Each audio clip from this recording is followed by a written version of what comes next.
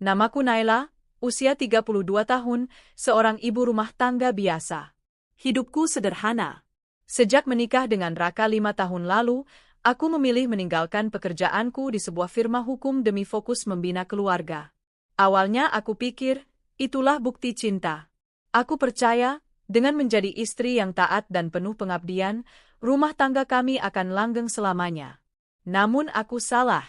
Sudah beberapa bulan ini, suamiku berubah. Ia yang dulu rajin mengucapkan selamat pagi dan mencium keningku sebelum berangkat kerja, kini hanya lewat begitu saja, bahkan tanpa menatapku. Ia yang dulu cerewet minta dibuatkan sarapan, sekarang lebih sering memilih makan di luar. Aku buru-buru, katanya singkat, sebelum pintu rumah tertutup keras di belakang punggungnya. Awalnya aku mencoba maklum. Aku tahu, pekerjaan di kantornya sedang padat. Tapi perubahan sikapnya bukan cuma soal lelah. Ia menjadi sinis, kasar, jauh. Apa kamu nggak bisa dandan sedikit, Nay? Masa tiap hari daster terus? Bikin mata sepet, katanya suatu malam, tanpa peduli aku baru selesai mengurus cucian yang menumpuk. Aku diam, menahan air mata. Malam itu aku menatap bayanganku di kaca. Rambutku kusut, wajahku letih. Tapi apa salahku? Aku tidak malas. Aku hanya terlalu lelah. Seminggu ini aku sendirian membereskan rumah, mengurus makanan, bahkan mencuci mobil Raka karena sopir kami mendadak berhenti. Tapi yang ia lihat hanya penampilanku, bukan perjuanganku. Kecurigaanku semakin kuat ketika aku menemukan parfum wanita asing di dasi Raka. Bukan parfumku. Aku tidak pernah memakai wewangian semahal itu. Parfum itu menyengat, mewah, seperti aroma toko butik mahal. Aku menatap dasi itu lama, sebelum kembali menggantungnya tanpa suara. Aku tidak ingin menuduh tanpa bukti. Tapi Tuhan seolah mengizinkanku tahu. Hari itu aku ke kantor Raka tanpa memberitahunya. Aku ingin memberinya kejutan makan siang. Aku membawa kotak makan favoritnya, lengkap dengan ayam kecap dan sambal kesukaannya. Tapi begitu aku masuk ke lobi kantor, aku mendengar dua staf perempuan berbicara pelan, namun cukup jelas. Kamu tahu kan Clara? Yang manajer marketing baru itu? Dia pacarnya Pak Raka, loh. Gila ya, padahal Pak Raka udah nikah. Makanya, si Clara tuh emang jago. Manfaatin wajah cantik dan badinya. Dan katanya, suami si Clara juga tajir. Gila, dua-duanya ditikung. Darahku mendidih. Aku diam. Lututku lemas. Kotak makan siang di tanganku nyaris terjatuh, kalau saja aku tidak segera duduk di kursi tunggu dekat lift. Clara. Aku belum pernah bertemu langsung dengannya. Tapi aku tahu nama itu dari cerita Raka. Dia manajer baru. Pinter banget, katanya sambil senyum simpul beberapa minggu lalu. Saat itu aku tidak curiga. Sekarang semuanya terasa seperti duri menusuk hati. Sejak saat itu, aku mulai memperhatikan Raka lebih dekat. Diam-diam aku mengintip ponselnya saat dia mandi. Pesan-pesan dari Clara muncul dengan emoji hati dan kalimat manja. Baby, Hangyu dinernya tadi malam. Kamu selalu bikin aku melting memberikan ciuman. Jangan lupa kita ada meeting jam 2 besok. Aku tunggu di ruangan, sayang. Tangan dan dadaku gemetar. Aku ingin berteriak, tapi aku memilih diam. Aku ingin tahu sejauh mana mereka akan bermain api. Malam-malamku menjadi sunyi. Aku hanya bisa menatap langit-langit kamar sambil berpura-pura tidur saat Raka pulang dini hari dengan alasan, lembur. Lembur apa yang membuat kancing bajunya tidak terpasang rapi? Lembur apa yang membuat parfum wanita menempel di jaketnya? Puncaknya terjadi di sebuah acara gala dinner perusahaan. Aku sengaja datang. Meski Raka tidak mengajakku, aku mendapatkan undangan dari sahabat lamaku, Karin, yang bekerja di bagian keuangan perusahaan itu. Aku berdandan malam itu. Mengenakan gaun merah elegan pemberian ibuku saat ulang tahun pernikahan kami yang ketiga. Aku jarang dandan. Tapi malam itu aku harus terlihat kuat. Saat aku masuk ke ballroom, mata semua orang tertuju padaku. Mungkin karena mereka tidak terbiasa melihat Naila yang biasanya sederhana, kini tampil seperti wanita berkelas. Dan di ujung ruangan, aku melihat mereka. Raka dan Clara. Tangan mereka saling menggenggam, wajah mereka berseri-seri seperti pasangan yang jatuh cinta. Mereka tertawa di hadapan para rekan kerja, tanpa sedikit pun rasa bersalah. Ketika mataku bertemu dengan mata Raka, ia terkejut. Tapi hanya sesaat. Lalu ia menghampiriku dengan langkah cepat. "Naila, kamu ngapain kesini?" bisiknya tajam. "Aku datang karena aku istrimu," jawabku pelan tapi tegas. Clara mendekat. Dengan angkuh ia menatapku dari ujung rambut hingga kaki. "Oh, jadi ini istrimu, Raka? Kirain, ya, kamu lebih pantas dapat yang sekelas kamu, bukan seperti ini," katanya sambil tertawa kecil. Aku menahan emosi. Tapi Raka malah ikut tertawa. "Udahlah Naila. Jangan bikin malu. Kamu tahu kan kamu nggak cocok di tempat kayak gini." Aku terpaku. Di hadapan puluhan orang, suamiku, lelaki yang pernah bersumpah di pelaminan untuk menjagaku, malah membentakku dan menyambut selingkuhannya dengan bangga. Aku menarik napas panjang. "Baik, Raka. Terima kasih atas malam ini." Aku melangkah keluar dengan kepala tegak. Tapi begitu keluar dari gedung itu, air mataku tak terbendung. Aku duduk di trotoar, meremas gaun merahku yang kini terasa sesak di dada. Dunia seperti runtuh. Malam itu aku tidak pulang ke rumah. Aku pergi ke rumah Karin. Sahabat sejati yang langsung memelukku tanpa banyak tanya. Di sanalah aku mengurai semua tangis dan luka. Karin mendengarkan. Dan di ujung malam, ia berkata, "Kalau kamu mau melawan, Nay, aku akan bantu." Aku mengangguk. Malam itu aku bersumpah. Aku bukan lagi Naila yang diam dan menangis. Aku akan menghancurkan dua manusia yang menghancurkan hidupku dengan caraku sendiri. Dan aku tahu, aku tidak sendirian. Aku memutuskan tinggal beberapa hari di rumah Karin. Sementara itu, aku sengaja tidak menghubungi Raka. Aku ingin tahu, apakah dia akan mencariku? Apakah dia akan menyadari kepergianku? Tapi nyatanya, tidak. 2 hari, 3 hari, 5 hari. Tak ada pesan. Tak ada telepon. Seolah aku ini tak lebih dari bayang-bayang di rumahnya. Dia bahkan tidak mencariku, Rin, liriku sambil menatap ponsel yang kosong. "Dia memang tidak pantas buat kamu, Nay," jawab Karin. "Dan kamu berhak tahu, ada yang lebih buruk dari yang kamu kira." Aku menatapnya, bingung. Karin menghela napas. Lalu ia membuka laptopnya dan menunjukkan sebuah berkas. "Aku seharusnya nggak kasih ini, tapi kamu temanku. Dan kamu harus tahu. Lihat ini." Di layar, tampak beberapa laporan transaksi keuangan perusahaan. Karin menjelaskan bahwa Clara, si selingkuhan Raka, ternyata menggunakan dana operasional perusahaan untuk keperluan pribadi. Dan Raka, sebagai atasannya, justru menyetujui pengeluaran-pengeluaran itu. Makan malam di restoran mewah, liburan akhir pekan, bahkan pembelian barang-barang branded. "Ini pelanggaran berat," kata Karin. "Kenapa nggak kamu laporkan?" tanyaku. "Karena mereka menutupi dengan rapat. Tapi aku punya semua bukti. Dan kalau kamu mau, kita bisa buat semuanya terbuka." Aku menatap Karin. Untuk pertama kalinya setelah sekian hari, aku tersenyum. Senyum getir, tapi juga penuh tekad. "Ya, Rin, aku mau. Aku ingin mereka merasakan apa yang aku rasakan." Seminggu kemudian, aku pulang ke rumah.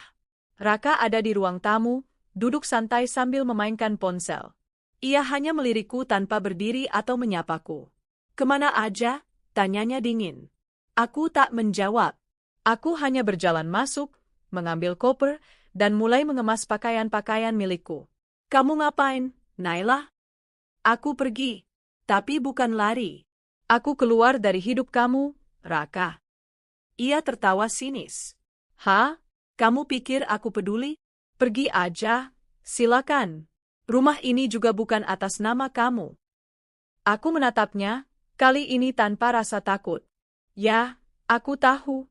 Tapi ingat, Raka, hidup itu berputar. Dan roda kamu akan berbalik arah sebentar lagi." Ia tertawa lagi, kali ini lebih keras. "Cih, ancaman dari istri yang ditinggal? Klise banget, Nay." Aku tak berkata apa-apa lagi. Aku pergi, tapi bukan sebagai korban. Aku pergi untuk kembali dengan kekuatan. Hari Senin berikutnya, Karin mengirimkan laporan lengkap ke bagian audit internal perusahaan, disertai bukti-bukti kuat. Ia merahasiakan identitasnya, namun laporan itu sangat rinci dan tidak bisa diabaikan. Dan benar saja, pihak perusahaan mulai menyelidiki. Clara yang awalnya selalu tampil percaya diri mulai gelisah. Ia beberapa kali memanggil Raka ke ruangannya. Mereka berdua terlihat tegang. Aku tahu ini dari foto-foto yang Karin kirimkan diam-diam. Hingga akhirnya, kabar itu datang juga. Raka dipanggil ke ruang direksi. Aku berada di luar kantor saat itu. Karin memberitahuku bahwa hari itu akan jadi hari keputusan. Aku berdiri di dekat lobi, menyamar dengan topi dan masker, menyaksikan dari jauh. Beberapa jam kemudian, Raka keluar dari lift dengan wajah pucat. Ia tak lagi gagah. Wajahnya penuh keringat, kemejanya kusut, dan raut wajahnya kosong. Karin meneleponku singkat. Sudah, Raka dipecat. Dengan tidak hormat. Clara, tak kalah buruk nasibnya. Tak lama setelah Raka, dia pun diberhentikan. Dan tak sampai seminggu, suaminya yang tinggal di luar negeri datang. Pria itu langsung menggugat cerai Clara dengan membawa bukti-bukti perselingkuhan. Ternyata, sang suami sudah mencurigai sejak lama. Tapi karena Clara licik dan selalu berbohong, ia tidak punya bukti. Sampai semuanya terbongkar dari laporan keuangan perusahaan. Kini Clara kehilangan dua hal sekaligus, pekerjaan dan suaminya. Bahkan lebih buruk, sang suami juga membawa serta anak mereka untuk tinggal bersamanya di Eropa. Clara hanya bisa menangis. Dan aku kembali ke rumah dengan tenang. Tapi bukan ke rumah lama. Aku tinggal di apartemen yang sudah lama aku cicil diam-diam dari hasil investasiku selama ini. Ya, aku tidak sebodoh yang Raka kira. Meski menjadi ibu rumah tangga, aku tetap mengelola keuangan, menyimpan sebagian uang pemberian Raka, dan membangun hidupku sendiri. Beberapa hari kemudian, pintu apartemenku diketuk. Aku membuka pintu, dan di sanalah Raka berdiri. Kusut, lusuh, bahkan membawa tas ransel kecil. Aku nggak punya tempat tinggal, katanya dengan suara parau. Rumah? Tanyaku singkat. Orang tuaku nggak mau terima aku lagi setelah tahu aku selingkuh. Mereka malu. Mereka bahkan bilang mereka menyesal menjodohkan aku dengan kamu dulu hanya karena tekanan dari keluarga. Jadi itu alasannya? Selama ini, ia menikahiku karena terpaksa? Aku mengangguk pelan. Sekarang kamu tahu rasanya jadi aku, Raka. Ia terdiam. Tak menjawab. Lalu dengan nada memelas, ia berkata, "Nei, maaf. Aku Vilaf." Aku menatapnya tajam. Maaf? Maaf tidak akan menghapus apa yang sudah kamu lakukan. Kamu mempermalukanku di depan banyak orang. Kamu membentakku di hadapan umum. Kamu menelantarkanku. Dan sekarang, setelah kamu jatuh, kamu datang mencariku. Ia menunduk. Tak berkata-kata. Aku tak bisa menahan air mataku. Tapi kali ini bukan karena sedih. Melainkan karena lega. Aku berhasil bertahan. Aku bangkit. Dan aku menang. Pergilah, Raka. Aku bukan rumah untukmu lagi. Lalu aku menutup pintu. Dengan hati yang utuh kembali. Sejak hari itu, aku tak pernah lagi melihat Raka. Setelah kutolak dengan tegas, ia tak pernah kembali. Dan aku merasa bebas. Untuk pertama kalinya setelah bertahun-tahun, aku bisa mengatur hidupku sendiri tanpa rasa takut akan dibentak, dihina, atau dipermalukan di depan umum. Aku memulai hari-hariku di apartemen mungil itu dengan rutinitas baru. Bangun pagi tanpa rasa cemas. Membuat kopi sendiri sambil menyalakan musik favoritku. Aku bahkan kembali membuka catatan-catatanku yang lama tentang bisnis yang dulu sempat ingin kujalankan sebelum menikah. Aku dulu suka membuat kerajinan tangan, terutama dari kain perca dan bahan-bahan daur ulang. Dulu, sebelum Raka melarangku untuk berkotor-kotor dengan hal remeh, aku pernah menjual beberapa karyaku secara online dan mendapat respon yang luar biasa. Kini, aku kembali duduk di meja kecilku, merangkai motif, memotong bahan, dan menjahitnya dengan cinta. Karin datang mengunjungiku suatu pagi. "Kamu kelihatan beda banget, Nay," katanya sambil menyeruput teh. "Beda gimana?" "Lebih tenang. Matamu bercahaya." Kamu seperti orang yang baru saja diselamatkan dari kandang buaya. Aku tertawa. Karena itu memang rasanya, Rin. Aku merasa lahir kembali. Tak butuh waktu lama, aku mulai aktif di media sosial, membagikan proses pembuatan karya-karyaku. Mulai dari tas serut daur ulang, bantal motif etnik, hingga tote bag custom dengan nama pemesan. Aku tak menyangka, ternyata banyak yang menyukainya. Bahkan, salah satu unggahan videoku viral, karena kuiringi dengan narasi sederhana tentang keberanian memulai kembali hidup setelah disakiti oleh pasangan. Aku tak menyebut nama Raka. Aku tak sebut tentang Clara. Tapi kisah itu begitu mengena, karena nyata. Ribuan komentar datang dari perempuan-perempuan yang merasa pernah berada di posisiku. Kak Naila, aku juga pernah dibentak di depan anakku sendiri. Saya juga dulu dilarang bekerja oleh suami, padahal saya punya impian. Terima kasih sudah membuat saya merasa tidak sendiri. Aku membaca semuanya dengan hati bergetar. Ternyata, aku tidak sendiri. Banyak perempuan di luar sana yang terbungkam dalam pernikahan tak bahagia, namun tetap bertahan demi norma, demi anak, atau demi rasa takut. Aku tak ingin diam. Aku tak ingin sekadar bangkit untuk diriku sendiri. Aku ingin bangkit bersama mereka. Karin yang tahu gerakanku mulai besar, menyarankan agar aku membentuk komunitas. Bikin wadah, Nay. Biar perempuan-perempuan ini bisa saling cerita, saling dukung. Kamu bisa mulai dari kelas kecil, atau diskusi daring, katanya penuh semangat. Aku memikirkannya serius. Dan akhirnya, aku buka kelas online pertamaku. Bukan sekadar tentang kerajinan tangan, tapi juga tentang pemulihan diri, tentang kemandirian finansial, tentang menghadapi toxic relationship. Kelas itu sederhana, tapi pesertanya luar biasa. Ada seorang janda muda yang ditinggal suaminya kabur ke luar negeri, ada ibu rumah tangga korban KDRT, ada pula istri muda yang dituduh pelakor padahal ia juga korban manipulasi. Kami berbagi, kami menangis bersama, kami tertawa, dan kami tumbuh. Aku menyebut komunitas ini perempuan pulih. Tak butuh waktu lama, komunitas itu berkembang. Banyak yang ingin ikut. Aku mulai diajak menjadi pembicara di beberapa podcast. Salah satunya bahkan ditonton hingga jutaan kali. Aku cuma ingin memberdayakan diri sendiri, ucapku dalam salah satu sesi wawancara. Tapi ternyata, dengan menyelamatkan diri sendiri, aku bisa menyelamatkan orang lain juga. Tak jarang setelah itu, aku menerima undangan dari beberapa LSM perempuan. Mereka mengundangku untuk mengisi pelatihan kewirausahaan, motivasi penyintas, dan pembinaan perempuan di daerah-daerah pelosok.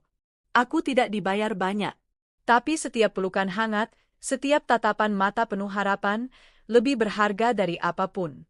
Aku merasa hidupku kini bermakna. Suatu sore, aku berjalan keluar dari gedung pelatihan di pinggiran kota.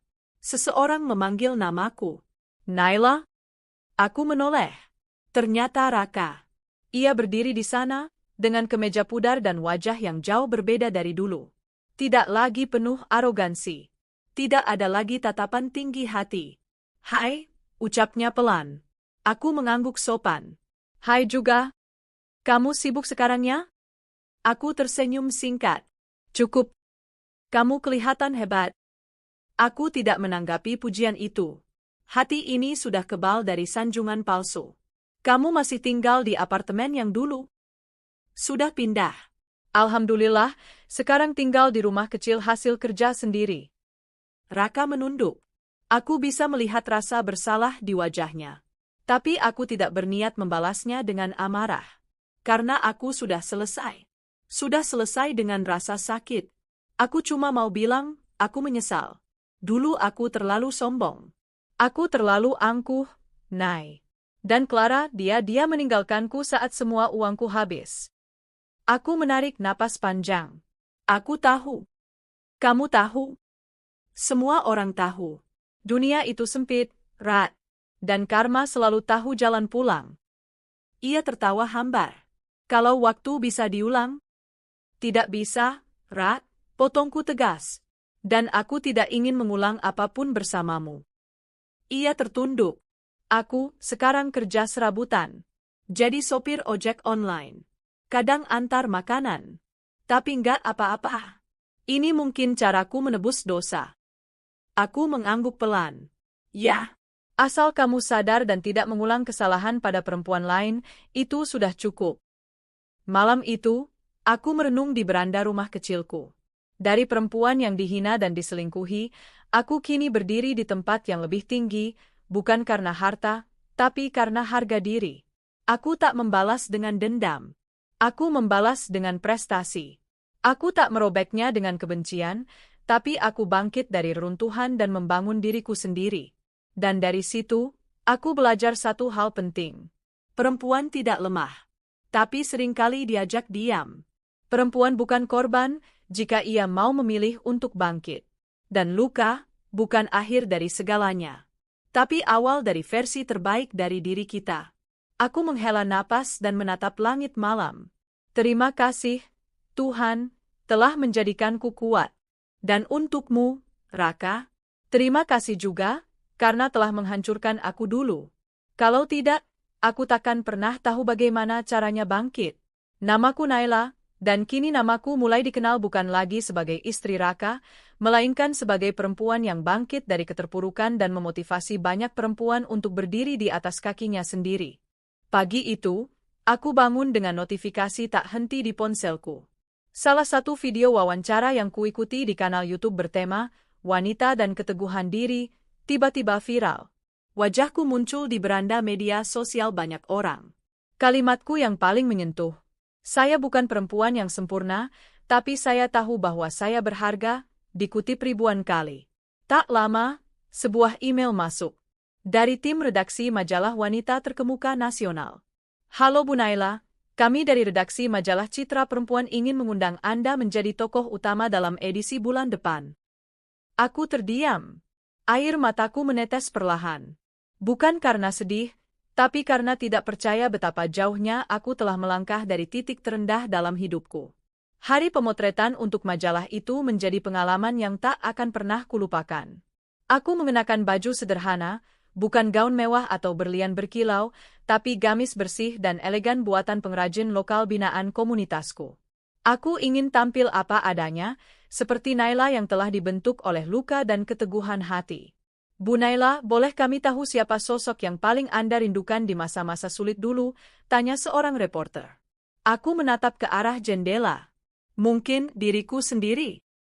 Mereka terdiam, lalu mengangguk penuh empati. Setelah pemotretan selesai, aku berjalan keluar studio dan dikejutkan oleh sosok pria tua yang berdiri di depan mobilku. Wajahnya familiar. Sangat familiar. Pak, Lukman, tanyaku ragu. Ia tersenyum ramah. Masih ingat saya, Bu Naila? Aku menatapnya tak percaya. Tentu saja ingat. Anda ayahnya Raka. Ayah Raka, Pak Lukman, dulu yang mempertemukan aku dengan putranya. Tapi setelah menikah, beliau perlahan menghilang dari hidup kami. Bahkan saat rumah tanggaku hancur, aku tak pernah lagi melihatnya. Ada yang ingin saya bicarakan. Boleh kita duduk sebentar? Pintanya lembut. Kami duduk di sebuah kafe kecil tak jauh dari lokasi pemotretan. Tangannya gemetar saat memegang cangkir kopi. Aku minta maaf, Naila, ucapnya tiba-tiba. Aku menatapnya dengan bingung. Maaf untuk apa, Pak? Semuanya. Karena akulah kamu harus menikah dengan Raka. Aku yang memaksa dia untuk menikah denganmu. Karena, waktu itu aku melihat kamu gadis baik, pintar, sederhana, dan sangat menyayangi ibumu. Aku ingin Raka punya istri seperti itu. Tapi aku lupa satu hal. Apa itu? Aku lupa bahwa pernikahan tanpa cinta adalah penjara bagi yang salah satunya tidak rela. Aku diam. Napasku sesak. Sejak awal, Raka tidak mencintaimu. Dia menuruti permintaanku hanya karena hutang budi. Tapi alih-alih belajar mencintaimu, dia malah membencimu. Dan bodohnya aku membiarkanmu hidup dalam neraka, karena aku pikir kalian hanya butuh waktu. Air mataku mulai menetes. Pak, kenapa baru sekarang cerita semua ini? Pak Lukman menatapku penuh penyesalan. Karena aku takut. Aku malu. Dan karena aku pikir kamu akan menyerah dan pergi. Tapi kamu malah bangkit. Dan, aku bangga padamu, Nak. Aku terdiam. Perasaan dalam hatiku campur aduk. Antara marah, lega, dan sedih. Ternyata benar. Raka memang menikahiku karena terpaksa. Aku bukan cinta dalam hidupnya, aku adalah tugas. Tapi aku juga tahu, bukan aku yang harus malu. Aku tak pernah pura-pura. Aku mencintainya dengan tulus. Aku menghormatinya sebagai suami. Dan walau aku disakiti, aku tetap bertahan hingga tak sanggup lagi. Malamnya, aku menulis catatan panjang di blog komunitasku. Judulnya, "Bukan salahku jika aku dicintai setengah hati." Dalam tulisan itu, aku menceritakan bahwa pernikahan bukanlah akhir dari segalanya, apalagi jika hanya satu pihak yang berjuang. Aku tak menyebut nama Raka, tapi banyak pembaca tahu ke siapa arah tulisan itu. Tulisan itu dibagikan ratusan ribu kali. Banyak yang menanggapi dengan haru, ada pula yang akhirnya berani keluar dari pernikahan penuh penderitaan. Aku tak menyangka, kisahku bisa mengubah begitu banyak hidup. Beberapa minggu kemudian, aku mendapat undangan dari stasiun TV nasional untuk menjadi pembicara dalam talk show bertema Perempuan dan Ketahanan Hati. Saat aku tiba di studio, aku dikejutkan dengan kehadiran seorang pria parubaya yang sudah duduk di sana, Pak Lukman. Aku ikut sebagai narasumber hari ini, katanya tersenyum kecil. Acara itu berlangsung menyentuh. Saat aku berbicara tentang masa sulit dan perjalanan pulihku, Pak Lukman tiba-tiba angkat bicara. Sebagai ayah dari mantan suaminya, aku merasa malu. Aku yang menciptakan luka dalam hidup Naila. Tapi Naila membuktikan bahwa luka itu tidak membuatnya membusuk. Ia tumbuh, dan kini ia menjadi panutan. Penonton hening. Bahkan presenter terlihat menahan air mata. Aku tak tahu harus berkata apa. Tapi hari itu, aku merasa sesuatu dalam diriku telah pulih. Sebuah pengakuan dari orang yang dulu membuatku terikat pada pernikahan yang penuh luka, kini justru memulihkan sedikit bagian hatiku yang masih remuk. Setelah acara itu tayang, tawaran demi tawaran berdatangan. Ada yang ingin mengangkat kisahku menjadi film, ada yang ingin membuat dokumenter tentang komunitas perempuan pulih, dan bahkan ada perusahaan besar yang menawarkan kerjasama pembinaan UMKM untuk para anggota komunitasku. Aku tak mengambil semua. Aku hanya menerima tawaran yang sesuai dengan visi misiku, memperkuat perempuan dari dalam. Hingga suatu hari, seorang pria muda datang ke pelatihan yang kuadakan di Bandung. Namanya Arya. Ia memperkenalkan diri sebagai CEO dari sebuah perusahaan teknologi sosial yang berfokus pada pengembangan komunitas. Ia mengatakan bahwa ia mengikuti perjalananku sejak pertama kali aku viral. Aku ingin belajar dari Ibu Naila. Dan jika memungkinkan, kita bekerja sama, katanya. Aku sempat ragu. Sudah lama aku tak percaya pada pria asing. Tapi saat berinteraksi dengannya selama beberapa minggu ke depan, aku melihat ketulusan yang berbeda. Arya tidak melihatku sebagai mantan istri siapapun. Tidak juga sebagai tokoh yang sedang naik daun. Ia melihatku sebagai manusia. Seorang perempuan yang pernah jatuh, lalu bangkit, dan kini mencoba menggandeng tangan perempuan lain yang jatuh agar ikut bangkit. Aku percaya, Bu Naila, kalau Indonesia butuh lebih banyak perempuan kuat seperti ibu. Kata-katanya sederhana, tapi membekas. Satu malam, saat aku pulang dari pelatihan dan membuka pintu rumah, aku menemukan sebuah kotak di depan pintu. Tidak ada nama pengirim. Saat kubuka, isinya adalah foto-foto masa laluku bersama Raka yang sudah pudar dan sebuah catatan kecil. Maafkan aku yang dulu. Dan terima kasih karena kamu telah pergi. Karena setelah kamu pergi, aku belajar menjadi manusia. Tidak ditandatangani. Tapi aku tahu siapa pengirimnya. Aku membuang semua foto itu.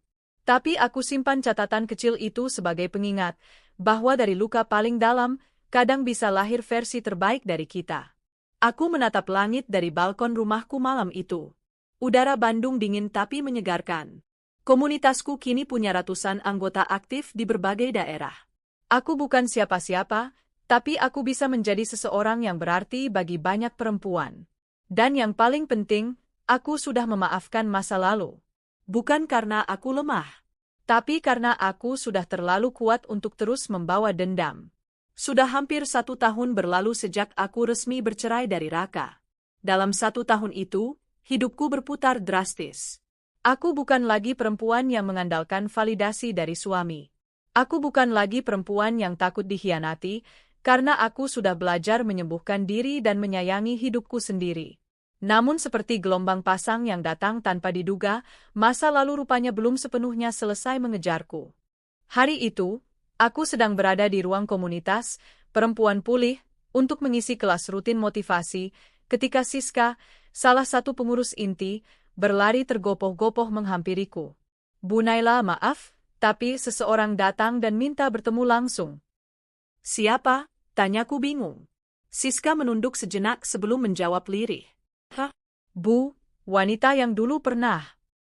Seketika tubuhku menegang. Clara. Wanita yang dulu dengan angkuhnya menggandeng Raka di hadapanku, yang dengan sengaja mempermalukanku di acara makan malam. Selingkuhan yang dibanggakan, seolah aku ini hanya bayangan suram masa lalu. Aku nggak mau ribut di sini. Suruh dia pulang, ujarku cepat, berusaha menahan gelombang emosi yang mulai naik. Dia katanya cuma mau bicara sebentar, Bu. Katanya penting dan, dia bawa anak kecil. Aku mengerutkan dahi. Anak kecil? Aku menghela napas dalam, lalu mengangguk. Baik, temui aku di ruangan belakang. Jangan biarkan anggota lain tahu. Beberapa menit kemudian, pintu ruangan terbuka. Clara melangkah masuk, tak lagi setinggi dagunya seperti dulu. Ia menunduk. Matanya sayu. Di tangannya, ia menggandeng seorang anak perempuan yang kurasa belum genap 5 tahun. Naila, terima kasih sudah mau temui aku, katanya lirih. Aku diam, mengamatinya. Tak ada sisa kemewahan di balik blazernya. Wajahnya pucat, dan tangannya tampak kurus. Anak kecil di sampingnya tampak ketakutan, memegangi rok ibunya. Langsung saja, Clara. Aku nggak tertarik mengenang masa lalu, ucapku datar. Clara mengangguk pelan. Aku kesini bukan mau minta maaf, karena aku tahu, maaf saja nggak akan cukup. Tapi, aku kesini karena aku nggak punya siapa-siapa lagi. Mataku sempit. Maksudmu?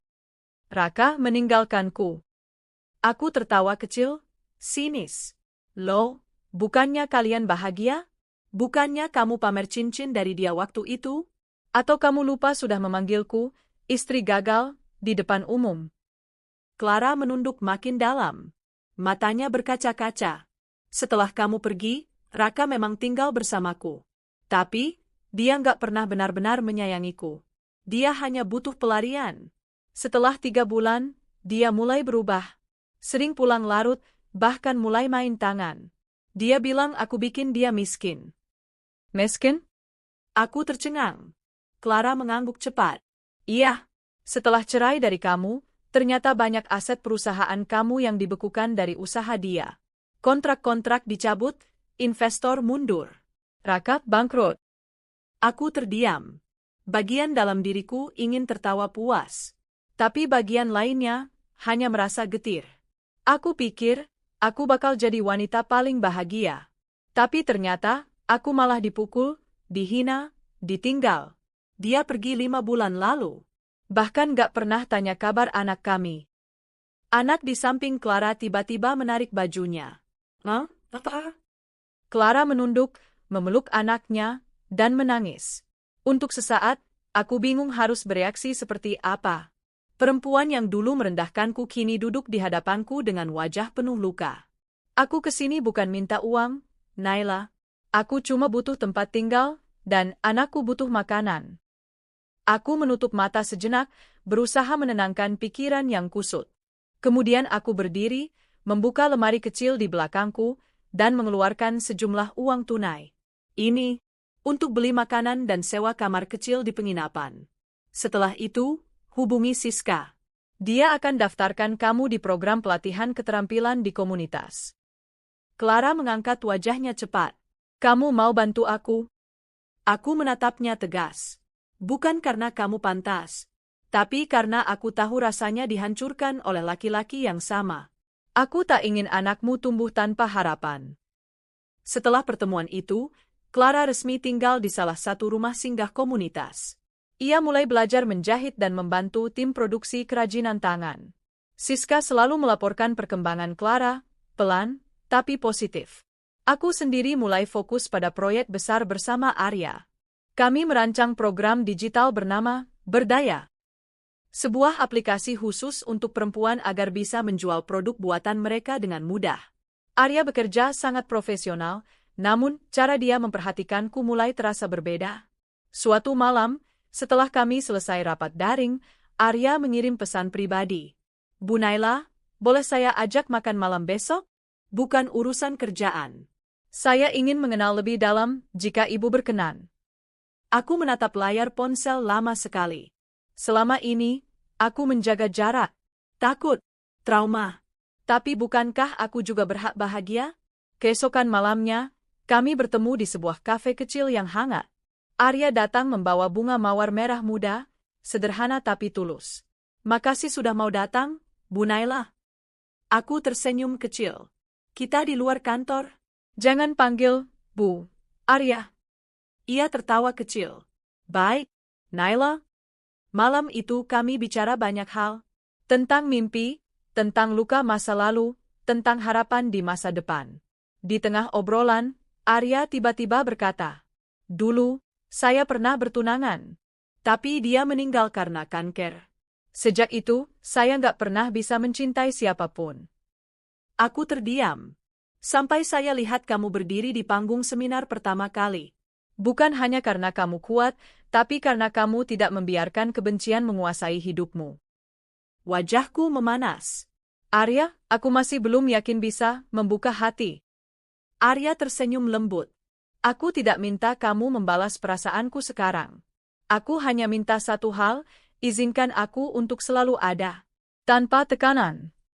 Aku menunduk, lalu mengangguk pelan.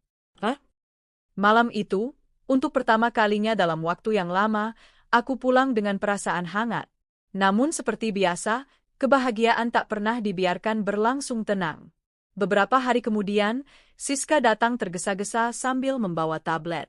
Bu Naila, Clara, dia kirim video ke akun TikTok-nya. Video yang menyebut nama Raka, menyebut komunitas ini, menyebut nama ibu juga. Aku langsung menyambar tablet dari tangan Siska dan memutar video itu. Di dalam video, Clara duduk sambil menangis. Tapi narasinya sangat mengganggu. Aku dibuang oleh laki-laki yang dulunya suami wanita bernama Naila. Dan sekarang, Naila seolah ingin jadi pahlawan, seolah dia lebih suci, padahal dia sama saja menikmati penderitaan orang lain. Dadaku sesat. Aku tak percaya. Aku sudah bantu dia. Beri dia makan, tempat tinggal, kesempatan hidup baru. Tapi sekarang dia menjelekkan namaku? Komentar di video itu mulai bermunculan. Jangan-jangan Naila sengaja jatuhin Clara. Naila biar kelihatan suci, padahal ngambil simpati. Clara juga korban, masa gak boleh cerita? Aku terduduk lemas. Arya menelpon tak lama kemudian. Aku lihat videonya. Mau aku bantu urus lewat tim hukum? Aku menggeleng. Tidak, Arya. Aku nggak akan biarkan ini jadi ajang balas dendam. Tapi aku juga nggak akan diam. Hari itu, aku buat video klarifikasi sendiri. Tapi bukan dengan gaya menyalahkan. Aku duduk di ruang komunitas, bersama beberapa anggota lain, dan bercerita tentang prinsip komunitas ini. Perempuan pulih tidak dibangun atas dasar permusuhan, tapi penyembuhan. Jika ada yang merasa dirugikan, kami siap menerima kritik. Tapi, kebenaran tidak boleh dibelokkan demi emosi. Aku tak sebut nama Clara secara langsung. Tapi siapapun tahu, aku menanggapi videonya dengan kepala dingin. Dan responsnya? Video klarifikasiku jauh lebih banyak mendapat dukungan. Komentar berdatangan. Begini cara elegan menghadapi fitnah. Naila makin keren. Nggak baper, tapi tegas. Semoga Clara sadar dan pulih juga. Clara sendiri akhirnya menghapus videonya beberapa hari kemudian. Siska memberitahuku bahwa ia meminta maaf secara pribadi. Tapi aku belum siap menemuinya lagi. Malam itu, Arya menelpon lagi. Aku bangga sama kamu, Naila. Aku terdiam, lalu bertanya, kenapa kamu masih mau berdiri di sisiku? Padahal bisa saja aku jadi beban untukmu. Aku nggak melihat kamu sebagai beban. Aku melihatmu sebagai cahaya. Bahkan ketika kamu diserang, kamu tidak meredup, kamu tetap hangat. Air mataku menetes tanpa sadar. Dan untuk pertama kalinya, aku ingin percaya bahwa aku memang pantas dicintai. Hujan mengguyur deras sore itu. Tubuhku menggigil, pakaian lusuhku basah kuyup. Aku duduk meringkuk di bawah atap toko yang sudah tutup, memeluk tas ransel kecil yang berisi semua hartaku, beberapa lembar pakaian dan sisa-sisa buku yang masih terselamatkan. Sejak diusir bibiku tadi pagi, aku belum makan apapun. Pergi kamu dari sini, Intan. Kamu nggak tahu diri. Makan gratis, tidur gratis, sekarang malah nuduh tante. Kamu itu anak pungut, tahu diri dikit. Suara bibiku masih terngiang di telinga. Ia memukulku dengan sapu, lalu melempar tasku ke halaman. Aku memohon, menangis, menjelaskan bahwa aku hanya bertanya soal uang tabunganku yang hilang, tapi dia malah naik pitam. Aku benar-benar kehilangan semuanya. Bukan hanya rumah dan tempat tidur, tapi juga kepercayaan. Selama ini aku diam meski sering dicaci, karena aku berpikir bibiku menyayangiku walau tidak menunjukkan secara langsung. Tapi ternyata, aku hanya beban baginya. Bahkan uang hasil kerja kerasku pun dianggap miliknya. Tangisku pecah lagi. Dalam deras hujan dan suara petir yang menyambar-nyambar, aku merasa sangat kecil. Dunia seperti menolakku mentah-mentah. Tiba-tiba ada tangan yang menyodorkan payung kepadaku. "Hei, kamu kenapa di sini sendirian, Dek?" Suara pria muda, lembut tapi tegas. Aku menoleh pelan, mendongak. Dia memakai jas hujan dan kacamata, wajahnya teduh dan bersih. Di belakangnya ada mobil sedan berwarna hitam menyilap. Aku buru-buru menghapus air mata dan menunduk, takut dikira pengemis.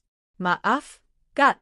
Aku nggak minta-minta, aku cuma neduh sebentar," ujarku dengan suara gemetar. Dia tersenyum, lalu jongkok di sampingku. "Nggak apa-apa. Aku cuma khawatir. Kamu kelihatan kedinginan banget. Mau ikut aku ke warung? Makan dulu, yuk." Aku ragu. Tapi perutku yang sudah keroncongan sejak tadi pagi memaksaku untuk mengangguk. Kami berjalan menuju sebuah warung kecil. Di sana dia memesan nasi goreng dan teh hangat untukku. Tanganku gemetar saat menyendok suapan pertama. Air mata kembali menetes. Ini bukan hanya karena aku lapar, tapi karena ada orang asing yang memperlakukanku dengan baik. Sesuatu yang sudah lama tidak kurasakan. "Namamu siapa?" tanyanya. "Intan." "Kamu sekolah?" "Sudah lulus SMA, tapi belum bisa kuliah." "Kenapa?" Aku menunduk. "Tidak punya uang." Dia diam sesaat. "Kamu kerja apa sekarang?" "Aku biasanya memulung, kadang bantu-bantu di warung, cuci piring, atau bersihin rumah orang." Pria itu mengangguk pelan. "Namaku Arka. Aku kerja di bidang sosial. Panti asuhan, beasiswa, pendidikan, gitu-gitu deh. Kamu mau aku bantu?" Aku tertegun. Bibirku bergetar, tak yakin apakah aku layak untuk dibantu. Tapi matanya jujur, dan suaranya membuatku merasa aman. "Kamu serius, Kak?" "Iya. Tapi kamu juga harus serius sama hidupmu." "Aku nggak mau bantu orang yang setengah-setengah." Aku mengangguk cepat. Aku mau kuliah, Kak. Aku mau jadi guru. Aku mau bantu anak-anak jalanan kayak aku." Arka tersenyum lebar. 3 bulan kemudian, aku masih belum percaya bagaimana hidupku bisa berubah secepat ini. Sekarang aku tinggal di sebuah rumah singgah khusus perempuan muda yang tidak mampu, dikelola oleh Yayasan Arka. Kami diberi tempat tinggal, makan, dan pelatihan kerja. Aku juga ikut bimbel gratis untuk persiapan ujian masuk perguruan tinggi.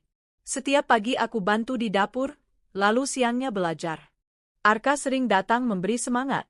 Dia selalu memperlakukanku seperti adik sendiri.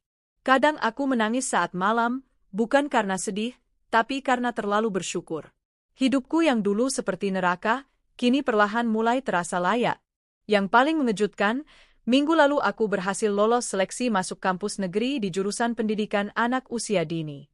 Arka dan semua penghuni rumah singgah bersorak dan memelukku. Hari itu, aku merasa seperti manusia yang benar-benar dihargai. "Aku tahu kamu bisa, Intan," kata Arka, sambil memberiku map berisi surat beasiswa penuh. Mulai semester depan, kamu jadi mahasiswa. Namun takdir belum selesai mengujiku. Suatu hari, saat aku sedang mengikuti pelatihan keterampilan merancang media belajar anak-anak, seorang perempuan parubaya datang ke rumah singgah. Wajahnya kusut dan suaranya panik. Maaf, saya cari anak saya, namanya Intan. Intan Rahmawati. Semua mata tertuju padaku. Aku perlahan berdiri, jantungku berdetak kencang. Itu bibiku. Engkau? Dia terisak melihatku. Tubuhnya lebih kurus, wajahnya tampak lebih tua dari sebelumnya. Aku nyesel, aku cari kamu kemana-mana. Rumahku diusir pemilik kontrakan karena nggak bisa bayar, kerjaan habis, dan teman-teman tante ninggalin semua. Baru sadar ternyata selama ini yang paling baik itu kamu. Aku diam. Hati kecilku ingin memeluknya, tapi luka batin yang belum sembuh membuat kakiku tetap menempel di lantai. Kamu udah sukses? Ya, nak?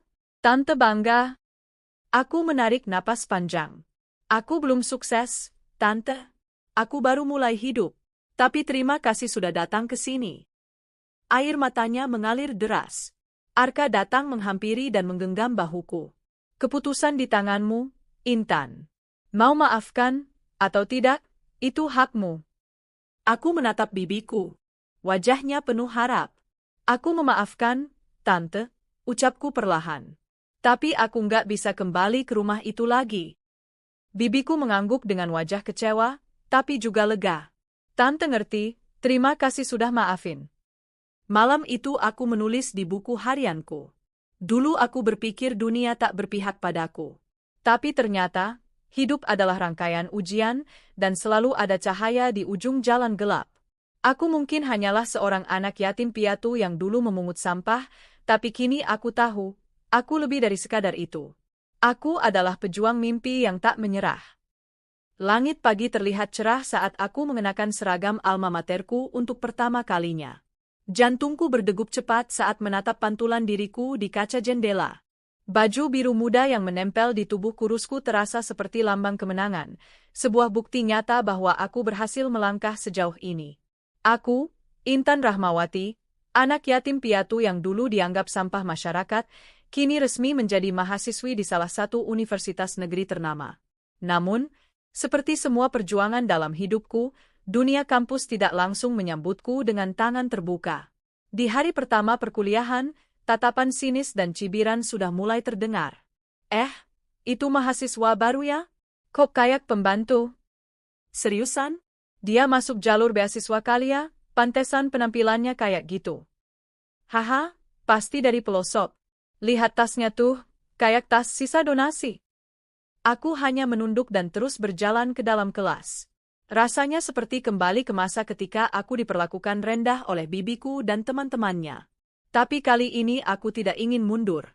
Aku sudah terlalu jauh melangkah untuk kembali. Di dalam kelas, suasana pun tak jauh berbeda. Aku duduk di bangku paling depan, mencatat dengan tekun, sementara beberapa mahasiswa lain asyik bercanda dan bahkan secara terang-terangan memotretku dari belakang lalu tertawa-tawa melihat hasilnya. Aku berusaha tetap tenang. Aku tidak ingin membalas. Aku tahu, satu-satunya cara untuk membungkam hinaan adalah dengan prestasi. Minggu demi minggu berlalu.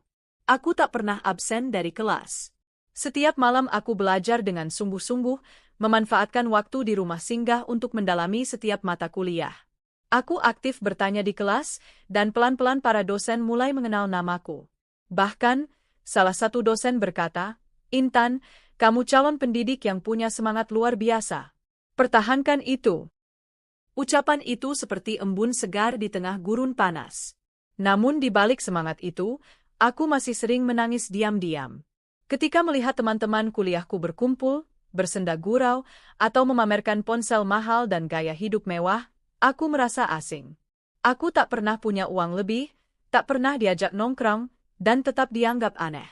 Suatu hari, di sebuah mata kuliah umum, dosen kami mengumumkan bahwa kampus akan mengadakan seminar nasional bertema pendidikan karakter di era digital. Acara itu akan mengundang rektor, tokoh-tokoh nasional, dan bahkan menteri pendidikan. Dan saat itulah dosen menunjukku. "Intan, saya minta kamu jadi pembicara dari kalangan mahasiswa. Kamu punya cerita hidup yang inspiratif. Saya rasa itu perlu dibagikan ke publik. Seluruh kelas terdiam. Aku sendiri nyaris tidak bisa berkata apa-apa. Saya? Tapi, Bu, Kamu pantas, Intan. Ceritamu akan memberi semangat bagi banyak orang. Kabar itu cepat menyebar ke seluruh fakultas. Sebagian mengagumi, sebagian mencibir. lah, anak pungut itu jadi pembicara. Serius? Masa ia kampus nggak punya mahasiswa lain yang lebih pantas? Mungkin karena kasihan Doang. Aku mendengar semua itu. Tapi kali ini aku tidak menangis. Aku tersenyum. Karena aku tahu, hari itu akan datang. Hari di mana mereka harus menelan semua cibiran mereka sendiri. Hari seminar pun tiba. Gedung auditorium penuh. Mahasiswa, dosen, dan tamu-tamu penting berdatangan. Kamera televisi kampus telah disiapkan, dokumentasi lengkap. Arka datang mengenakan jas hitam rapi, duduk di barisan depan bersama rombongan yayasan. Aku sempat menoleh ke arah mereka dan menemukan senyuman bangga di wajahnya. Aku mengenakan kemeja putih bersih, bawahan hitam, dan blazer alma mater yang telah disetrika dengan hati-hati. Rambutku diikat sederhana, wajahku polos tanpa riasan, tapi aku percaya diri. Ketika namaku dipanggil sebagai pembicara sesi ketiga, aku melangkah naik ke panggung. Suasana mendadak hening. Aku membuka presentasi dengan suara pelan tapi mantap. Assalamualaikum warahmatullahi wabarakatuh. Nama saya Intan Rahmawati. Saya mahasiswa baru dari jurusan Pendidikan Anak Usia Dini. Hari ini, saya ingin membagikan cerita tentang perjuangan, tentang harapan, dan tentang betapa kuatnya seorang anak yang berani bermimpi walau hidupnya terinjak oleh kenyataan. Aku mulai menceritakan kisahku dari awal. Bagaimana aku kehilangan orang tuaku, bagaimana aku mengais rezeki dari memulung, bagaimana aku ditelantarkan oleh keluarga sendiri, dan bagaimana aku bertemu orang-orang baik yang mengangkatku dari kegelapan. Saat aku berbicara, tak ada suara lain yang terdengar. Beberapa mahasiswa menunduk, beberapa yang dulu menertawakanku kini menahan air mata. Lalu aku berkata, saya mungkin datang dari latar belakang yang kalian anggap memalukan. Tapi saya berdiri di sini bukan karena belas kasihan, melainkan karena kerja keras. Saya berdiri di sini bukan karena saya ingin dikasihani, tapi karena saya percaya, semua orang punya hak untuk hidup layak dan bermartabat. Tepuk tangan mulai terdengar. Pelan, lalu membesar. Dan saat moderator menyebutkan bahwa yayasan tempat aku tinggal adalah mitra resmi Kementerian Sosial dan didirikan oleh Arka Mahendra, tokoh muda sukses yang menjadi investor dan filantropis, semua makin tercengang. Dan perlu diketahui, kata moderator, Ibu Menteri Pendidikan yang tadi sempat hadir adalah donatur utama beasiswa yang diterima Intan.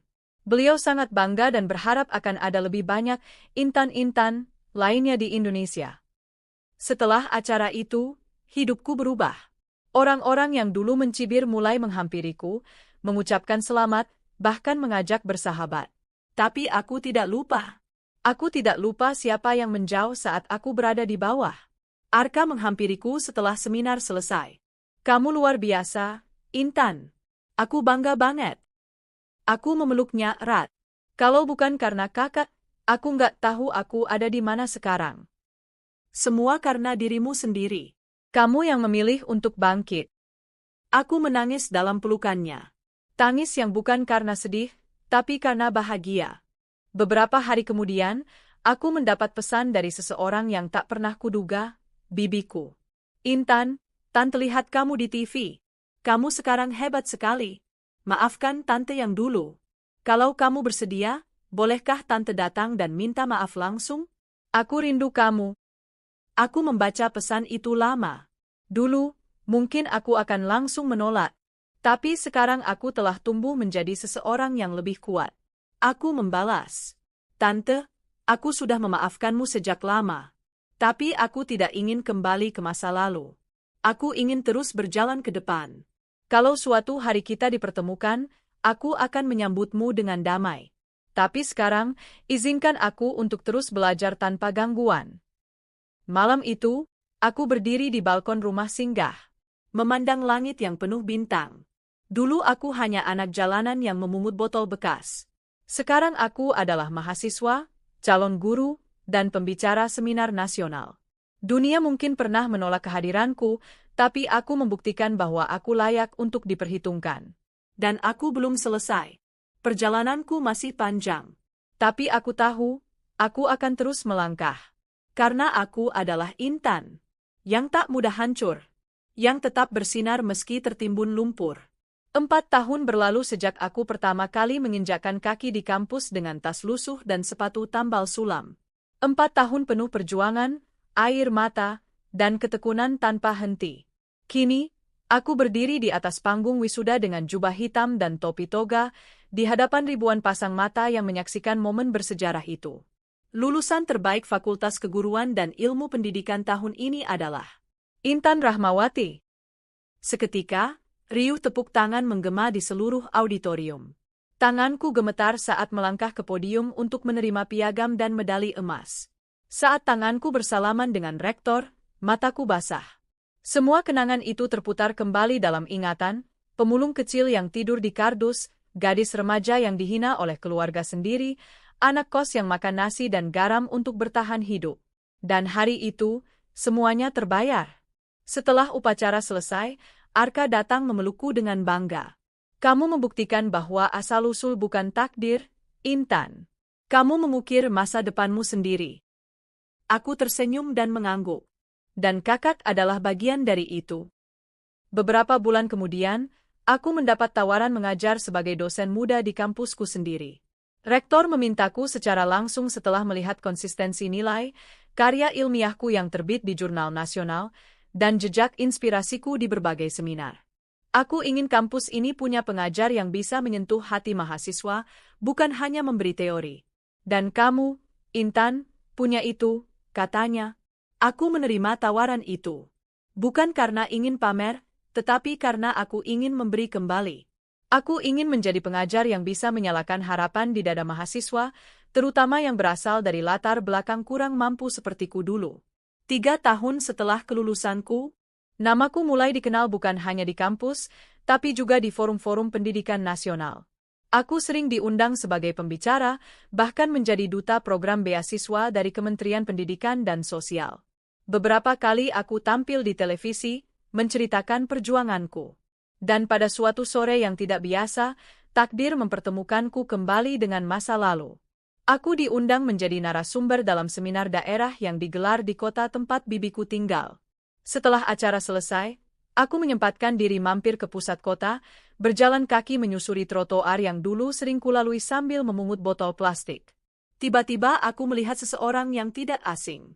Seorang wanita setengah baya, mengenakan daster lusuh, wajahnya lebih tua dari usianya, duduk di depan kios kecil sembari menyeka keringat. Itu bibiku. Yuniarti. Mataku membulat. Tubuhku mendadak kaku, tapi hatiku terasa tenang. Ia tampak sangat berbeda dari dulu. Tak ada lagi dandanan menor, tak ada suara tinggi penuh perintah. Kini ia terlihat letih dan sendirian. Aku ragu untuk mendekat, tapi naluriku menuntunku berjalan ke arahnya. Assalamualaikum, kataku pelan. Ia menoleh, matanya menatapku tajam. Butuh beberapa detik sebelum raut wajahnya berubah kaget. Ia berdiri tergesa. Intan? Aku tersenyum tipis. Iya, Tante. Wajahnya berubah-ubah, antara malu, gugup, dan mungkin haru. Ia menggenggam tanganku erat. Ya Allah, kamu sekarang sudah hebat sekali. Tante sering lihat kamu di TV. Ya Tuhan, kamu jauh lebih cantik sekarang, jauh lebih bijak. Aku hanya mengangguk. Bagaimana kabar Tante? Ia menunduk. Tante nggak seberuntung kamu. Setelah restoran itu bangkrut karena hutang Tante, semua teman-teman Tante menjauh. Suamimu, om kamu, meninggalkan Tante, dan anak-anak Tante, mereka merantau, nggak pernah pulang. Ia menarik napas berat, matanya berkaca-kaca.